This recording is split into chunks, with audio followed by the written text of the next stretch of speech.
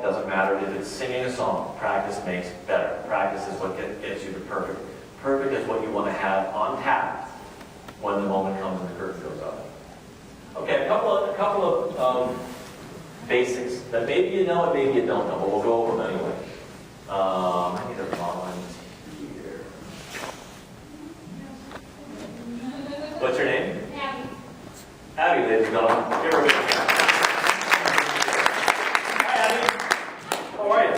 Welcome to the show. Behind this curtain, we have a wheel we're going to attach you to. We're going to spin it. No, I'm kidding. All right. Now I'm meeting Abby for the first time, okay? And I want you just to be ready to just have an encounter, okay? Hi, Abby. How you doing? Nice to meet you. Thanks. What did I do to your hand? Squeeze it really hard. There you go. That's it. Just give Abby a hand. Yes. Why? Well, first of all, imagine, you ever shaking hands with somebody where it's like, ew, right? It's like squishy, and no one likes to feel that. It doesn't matter if you're a man or a woman. Have a firm handshake. It's important. Personally, I crush people's hands when I meet them. I do. Do I? Yes, I do. I crush them. Do you know why I do that? Because, it's part of my obsession. I'm obsessed. I do it because then typically they'll say, ow, right? You broke some bones, I'll sue. But what I say is that, I say the same thing. I say, you know what my dad always told me, never hand someone a fish. What do they get out of that instantly? It's a layered response. They get out of it that I'm thinking about things, that I have a way of doing things, also that I had a great relationship with my dad and I learned from him. Who doesn't like someone who honors their father by repeating his lessons? Now all of a sudden I've just met somebody and think about it, I'm on the 20-yard line already, right? Just by shaking their hand.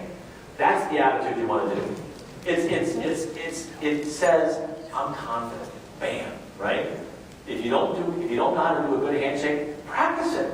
Practice with somebody. Practice catching their hand. There's nothing more weird when you get one of those awkward, you grab their fingers. You know? Right? No, sorry, let's try that again. That's weird. So you want to make sure you have that ready to go. Okay? Eye contact. Eye contact. This is a big one. How many of you have heard people before say you got to make eye contact when you talk? Right? Why? Do you know it's a two-way street? The first reason you want to make eye contact is because, good eye contact, not staring at eye contact like, I know you and I have been meant to be together our whole lives, right? That's weird stock eye contact. We're not going to do that. You know what way you will. But you want to make eye contact, right? That says, it says a lot of things that the employer is watching. But eye contact works the other way, and that's the part that I think is the most important. Because now I can gauge how you're responding to what I'm saying. If I'm not looking at you, then I can't tell that you just went, I really like that job you just talked about. Or if I said something to you about, this position that I had, and I thought I explained it really well, and your face is like making like the I don't understand face, right? Most often people aren't going to say, I don't understand what you just said. But if you're watching them and you see that they make the I don't understand face, what can you do? You can explain. Why would you want to let that opportunity go by? So that's why you want to make eye contact. You want to make sure you're watching them to see how they're reacting to what you're saying. They will like it because they're going to assume that you're focused on every word they say. Trust me, people who are hiring people, they love to think that they're, this person is hanging on every word I say. You don't have to tell them that you're actually using their face as a way of gauging how they're responding to what you say. Does that make sense? Yes. And finally, speak up. Presentation is based upon a lot of things. It's physical presence, right? Your posture. It's also how you speak. I want you to speak in a nice, firm, confident voice. I want that voice to come up inside of you, and you say, well, I don't know if I'd speak that way. I can guarantee you that if you spent the time that I've discussed learning about the job that you want to have and arming yourself with the information you're going to need and that you look good and you're confident, right? If you do all those things and you're confident, you will naturally have that glow inside of you that's going to come out of you as an authoritative voice. If you don't have an authoritative voice, first start by trying learning more. And then practice it. Practice by saying things you know for a fact. Say your name. Say your address. But work on getting it in a way that you can deliver it with confidence, because that's what they want. You don't want to be that shy little chihuahua, right? You want to be the pit bull. You want to be the person that they look at, that they know you can get the job done. That's going to come out of how you look. It's also going to come out of how you sound. It's important that you rehearse that. Rehearse it with a friend. Sometimes even after you do all your hard work and planning, this is going to happen to you.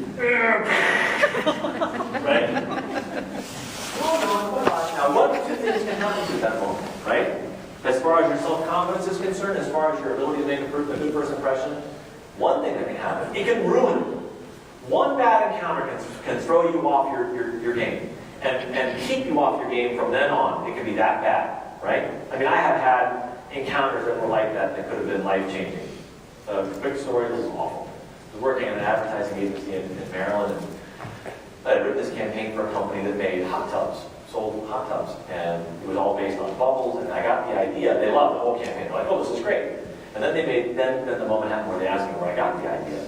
And I said, oh, well, I've had something the night before, and I had an Alka-Seltzer, and I was like looking at it going, oh, right. Well, the person who I was talking to, the client, I mean, they just went ashen. They were like, it was the weirdest thing to see their face transform from loving this ad campaign to this expression that I couldn't read. Well, it turns out, who knew that you can have a certain type of ulcer condition, like a medical condition, that if you take Alka-Seltzer, you die. You die. Which is what happened to their parent. Right, so there I am. In one moment, I'm the hero. I love your ad campaign. And then the next moment, I killed their mom. Right? That's awful. And that could have just ruined my ability to have a conversation with anybody from that moment forward. Because those moments, they can be big. You can't let that happen. You can't let whoever is having a bad day, is being a jerk that day, or just doesn't like you for whatever reason, you can't let them stop you.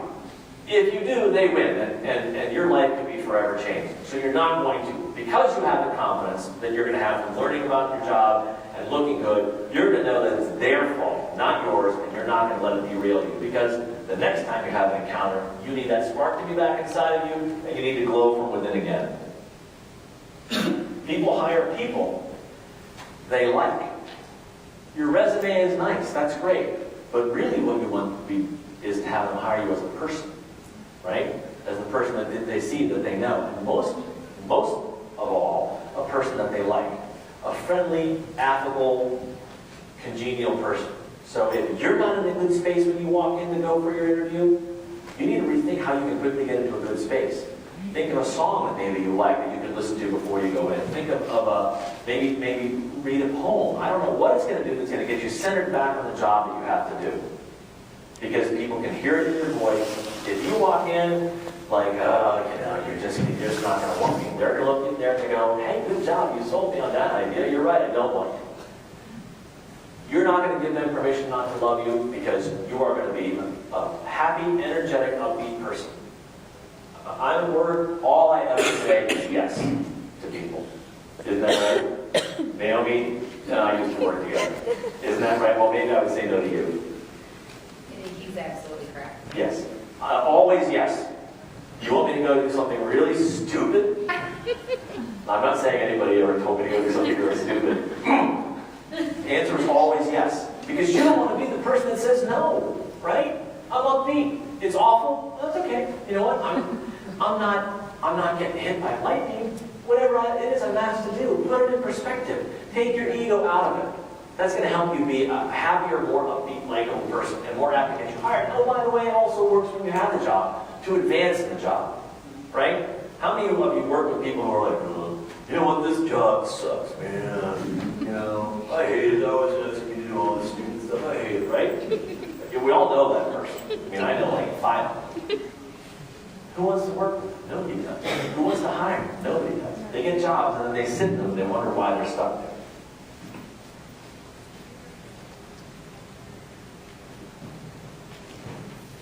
Okay, parting gifts.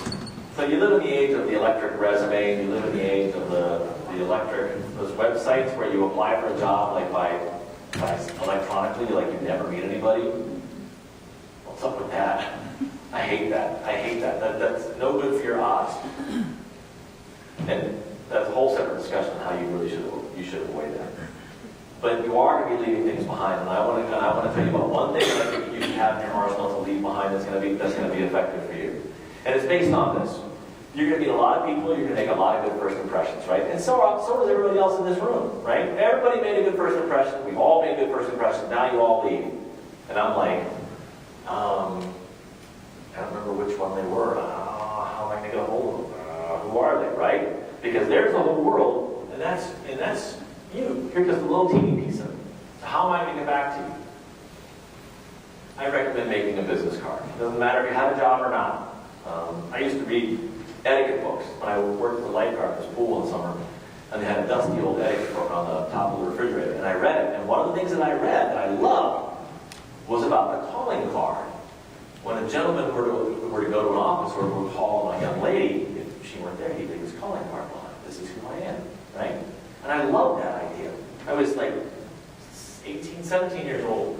I didn't have a job or a title, but I had an address and a phone number, so I made cards up and I just gave them to people. That way they could get back in touch with me. It's very important for ladies, for you guys to do it, because let's say you meet someone who's a prospective employer and you write your name and phone number down the back of a napkin, right? And then his wife finds it. How's that going to work for you? It's unprofessional. It doesn't look good. What is professional is the ability to say, nice to meet you. Here's who I am, right? They don't cost anything. I get mine done at a company called overnightprints.com, glossy on both sides, nice cardstock, rounded corners. And here's how obsessed I am. I also have a website that has all the TV stuff that I have on it. I'll show you. There it is. So if you can see my card and my website look the same. So when someone lands at the website and it looks like the card, they instantly know they're in the right place, right? Smart. Layer one. The next thing I do with my card, because my name is Sherno, believe it or not, some people get it wrong. Whenever I go, like if I go to the pharmacy, they're always like, is it S-C-H-E-R-N-O? No, S-H-E-R-N-O. Is it Sherino? No, it's Sherno, right? For some reason, it's hard for them to figure it out. So I have this. I have a pronouncer on the back with two positive words that I can do because that's my last name. Sure, S-U-R-E, like sure, great idea. Sure, I want to hire you. Sure, that's good. And no. Oh, I know that. You know that. I'm sure I know that, right? And then there's this red button on here, which now helps this business card work as an instruction manual to my website. Because when I hand it to somebody, and I stick it in their head with how to pronounce my name, I say, yeah, there are these red buttons on the site. And all you gotta do is push the red button and they'll take you to the website, right? That's the kind of obsessive thinking I'm talking about, so that when you make a first impression, it's not just a first impression like a flashbulb going off. You want to get in their head, you want to have them learn about you, like you, and ultimately you want to have them be able to get a hold of you. Does that make sense? Okay, so we'll review that. First, do the preparation, do the work.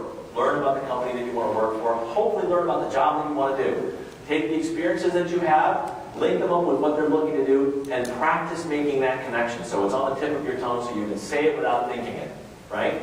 So that's important. Rehearse if you have to. In fact, rehearse everything. Rehearse everything that you do, from your walk to your handshake, to eye contact to your voice. Rehearse all of that. Rehearse all the questions that you could possibly be asked. Look good. Get the right clothes, put them aside. After you're done wearing them once, don't do the, can I get away with it, wear it again? No, just go clean, right? Spend the $7 or whatever it is. Clean it, put it aside so that when you need it, what happens if you get a call and someone says, listen, can you be in my office in an hour, 2 hours? Absolutely I can. Yes, I can. If you're not doing something, of course I can. And are you going to stress going and figuring out what you want to wear? How many of us stress out when we're going to go out someplace and we want to make an impression on what we're going to wear? Right? Ladies, how many of you sat there like this? Oh, I don't know, right? Back and forth, thinking, what am I going to wear? Wouldn't it be nice if when you had to make your first impression on somebody, that decision was already made for you and you already knew that it was good? Right? Your shoes are shined, you have a special pair of socks. True story, you're going to laugh at this. When I would go on an interview sometimes, if it was really important to me, I would iron my boxer shorts. You're laughing, but it's true. I ironed my boxer shorts. Do you know why? Because in my head, I wasn't just ready, I was super ready.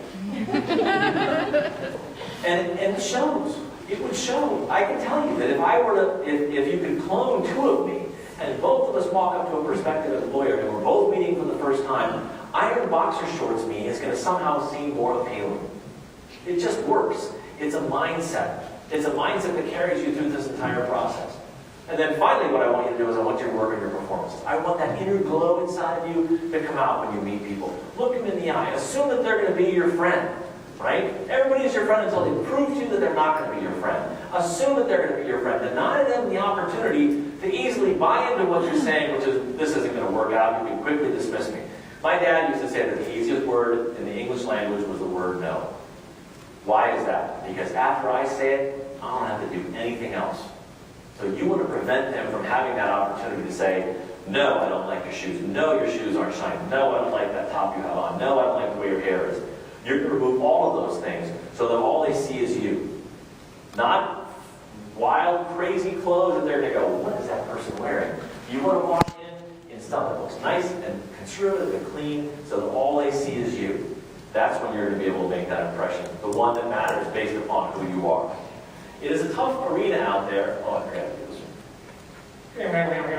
And boop. I just like that slide. You guys are not appreciating that slide. It is a tough arena out there. It is a competitive world. If you don't know that, you're going to know it. All these people are competing for the job that you want. And there are a lot of them. In fact, I didn't show all of them. Each of them represents another 100 people. How much you prepare, how much work you do, how you rehearse, the things that you learn are going to give you, you're coming up, here you are. They're going to give you, here you magically appear, the competitive edge you need. So that when you meet the employer and you make your impression on them, that the other people start to disappear from their mind. And only you stand out. You're the one that's left in their head who's made that impression, who they can get a hold of, who's done everything right. Of course do everything right. When you go and talk to the other people, by the way, good luck. Of course do everything right. It only makes sense. If you're going to make an impression on somebody and you have time before, do everything possible. Do you want to let yourself down in any capacity at all? My friend with the shaking hands who bought the pen, think about what could have happened to his life had he not done that, had he skipped that step. What could have, and I know it's an absolute fact. If he had not gotten that job, he would not be where he is today. And I don't think he would have gotten the job with his hand in shaking. So what would have happened if he skipped that step? Think about the kind of effect and impact that can have on your life. Think about the kind of effect and impact that can have on your life if you don't take every opportunity you can to do everything, to have that opportunity to do everything, to make the impression. And one more thing. All of yours now, I got you. And I feel it. I feel the love, right? We're all here nodding. We're thinking, this is good. This is going to work. I'm going to do this, right? Right? We're all thinking it. Except for that, at least half of you aren't. So you don't have to worry about that half. If you do it, you know that only half of the room is now going to be your serious, legitimate competition. And honestly, it's not even going to be half. So if you take those things to heart, if you take that attitude to heart and you get up every day and you look yourself in the eye in the mirror and you say, I'm going to do this, and you get excited and you do all the steps, there's going to be less competition for you to work against. Because you're doing it and most people won't. Now, the flip side of that is that the people who really do it are going to be the best, so there's going to be quite a fight with them. But at least you're going to be in the game. And the last thought is, it is a conscious decision. All of these things are a conscious decision. How much you want to do, how much time, effort, and energy you want to invest, it's all a conscious decision that you make at every opportunity you make a decision. The first thing you have to do is decide if you're going to make a decision or not. You got to get in the game. You want it, you can have it, but you're going to have to be in the game. No one is going to bring it to you. No one is going to dispense happiness to you. No one is going to give you the job that you want. No one gives jobs. People earn them. They earn them because they work for them. Working for them are all the things that I talked about, because that way you step into the arena, you're well armed, you're like some kind of ninja, shing shing, right? You're ready to go. So are we going to be ninjas? Yep. Yeah. Yes. 1, 2, 3. Yes. Good. All right. Does anybody, now we move into the question and answer period, which is my favorite part. Does anybody have any questions? They have to be questions. Like, I've got a question. Hi, name. Are you going to ask a question? You ask a question. If you don't know her, trust me, she believes that. Questions, come on, someone has to have a question. Ask me about resumes. Someone asked me about resumes. TV station hiring? Is a TV station hiring? I don't know, but I know that they're not hiring for my job, and that's how I sleep. Well, not yours. Actually, you know what? To be honest, I don't know if they're hiring for my job or not. Yes, Matt. Do you put your blog on your resume? You put a blog on your resume. It all depends on that's one of those variables. It all depends on what you say. Like let's say I always have the fictional crushed rock company. Let's say you want to work in road aggregate, right? And you are going to you want to impress people when it comes time to to go for a job. And what you've done the last 6 months or a year or whatever is write articles on crushed rock on your website, right? You've got like 30 of them, the different aggregates and how they hold up because you've done research, you've read this study from, the Michigan Department of Transportation, and you've read that study. In that case, absolutely. And then you can say to your employer when you're talking to them, well, I'm very excited about the changes that we're making in the aggregate that we're using here in Minnesota. It's all on my blog. And then they go to your webpage and they go, there are 140 entries here on crushed stone. Oh my God, right? But think about how that happens. That can't happen overnight. That's a first impression that's made in the space of a year or 6 months. So that's again, the attitude coming into play. So if you have a non-controversial, business-minded, professional, and impressive blog, yes. If your blog is, I was playing my friend in, what's one of those videos, Lethal Weapon or Lethal whatever, and he blew my head off, and it's weird. No. Questions? Yes?